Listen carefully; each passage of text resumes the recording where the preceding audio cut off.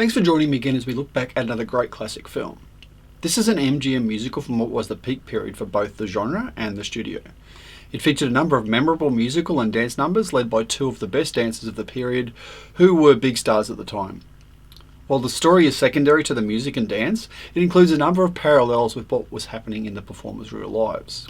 It is The Band Wagon from 1953. Originally titled I Love Louisa from one of the songs in the film, when MGM wanted to change the title to The Band Wagon, they had to pay 20th Century Fox $10,000 for the rights. The film's title and some of the songs were taken from the 1931 Broadway musical by Howard Dietz and Arthur Schwartz, in what was the last show to feature Fred Astaire and his sister Adele. The script was developed by writing team Betty Comden and Adolph Green, who modelled the film's characters, Lester and Lily Martin, on themselves.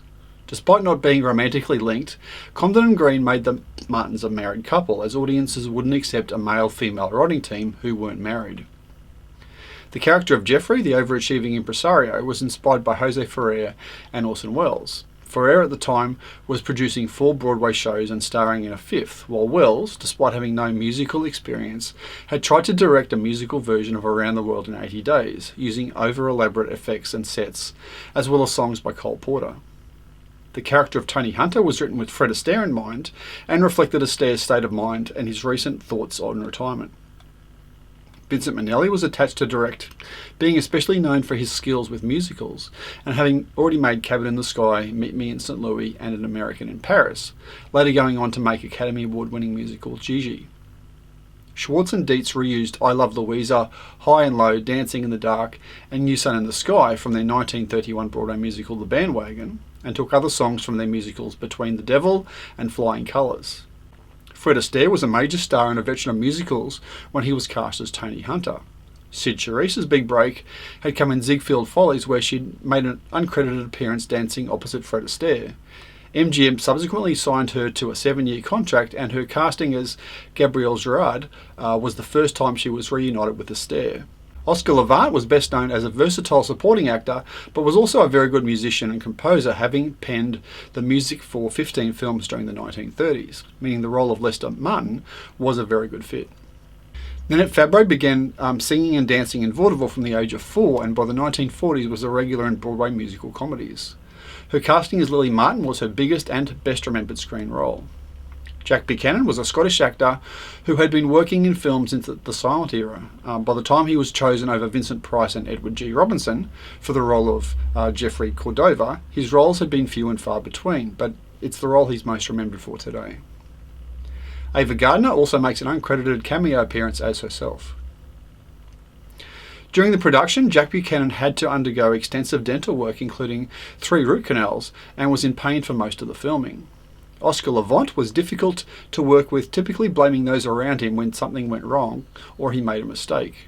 Fred Astaire was conscious of the height difference between him and his dance partners, with Sid Charisse being the tallest person he danced with. In the Girl Hunt ballet number, Charisse wears medium height heels, while Fred wears a hat which hides the height difference.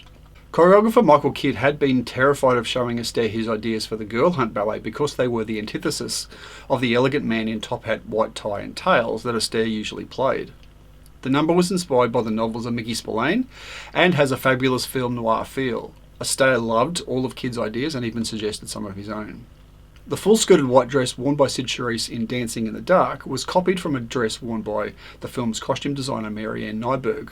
After Vincent Minelli tried unsuccessfully to buy it off the rack, where it usually cost about $25, he had to recreate it at a cost of $1,000.